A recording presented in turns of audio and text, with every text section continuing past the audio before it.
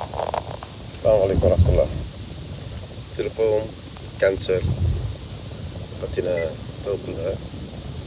இது வீட்டுக்கு வீடு நடக்கிற சப்ஜெக்ட்ஸ் தான். 90% தாய்மாருக்கு அது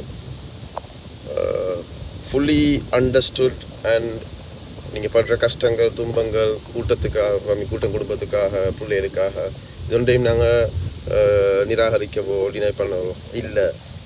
ஆனால் அது எல்லா காரணத்தையும் சொல்லி அந்த பிரச்சனையில் இருக்கிறதாலன்னு சொல்லி பிள்ளைகளுக்கு செய்ய வேண்டியதை சரியாக செய்யாட்டி ஓகே வார விளைவு இதுதான். வந்ததுக்கு பிறகு அழுது வேலை இல்லை. அந்த பிள்ளையோட கீமோ அடித்து அது சில இடங்களில் வந்து அந்த நாடி நரம்பு வந்து சூத்தின் லீக் ஆகுது. லீக் ஆகின இடமெல்லாம் வந்து தோண்டணும். துவா செய்யுங்க, அந்த பிள்ளைக்காக தோண்டணும். தோண்டி எடுத்தா எப்படி யோசிச்சு பாருங்க, எவ்வளோ தூரத்துக்கு போகுதோ ஸ்கின்ல ஃப்ளஷில் அவ்வளோத்தையும் தோண்டி எடுப்பாங்களாம். அப்போ எங்களோட காலையில் எறும்பினா முந்தின அன்றைக்கு பிளான் ஒன்று இல்லை.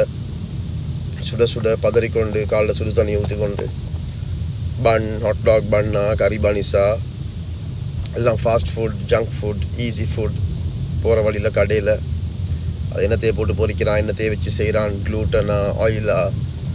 Not speaking about conspiracy theories, I'm just speaking about facts and figures.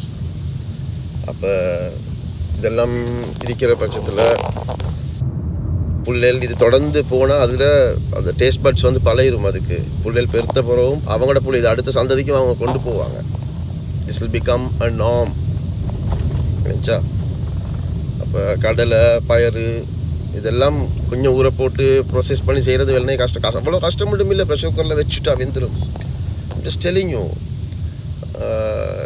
ஏண்டா அந்த டிசிப்ளின் பேரண்ட்ஸ் கிட்ட இருந்து பிள்ளைகளுக்கு போகணும். ரைட், சாப்பாட்லேயும் தான் சேம் திங். அப்போ ஒரு பிரச்சனை வந்த பிறகு மற்ற பிள்ளைகளுக்கு எல்லாம் போய்த்து எல்லாம் நாங்கள் ஹைப்பர் காஷியஸ் ஆகி ஹைப்பர் ப்ரிவென்ஷன் ஆகி அர்த்தம் இல்லை. ஏன் போய்த்து முடிச்சு ஹார்ஸ் ஹஸ் லெஃப்ட் ஸ்டேபிள். அன்னைக்கு வர விடாமல் கொஞ்சம் நுணுக்கமாக, கொஞ்சம் காஷியஸ், ரைட், பிள்ளைகளுக்கு சரியானதை கொடுப்போம். அவன் தின்றாங்க இல்லையா, ஒன்று சொல்லித்தாரன், பட்டணி போடுங்க. 2 நேரம் பட்டணி போடுங்க. 3வது நேரம் கொடுக்குற பச்சை சோத்தை தின்னுவாங்க. அந்த டைமுக்கு கொடுங்க. கீரையா எது தேவையோ புள்ளோட இதுக்கு கொடுங்க. அதை விட்டுட்டு இல்லை புள்ள அழுவுது, புள்ள இது மாஸ்டர் முன்னுக்கு போகிறான், நாய் முன்னுக்கு போகிறான்றத வச்சு விளங்கும் ஒரு நாயுடையும் அது மாஸ்டர்டையும் ரிலேஷன்ஷிப். யார் முதலாளி, யார் பாஸ், யார் டாக் உண்டு. அந்த லெவலில் நாங்கள் ஈக்காமல் let us become responsible parents. அஸ்ஸலாமு அலைக்கும்.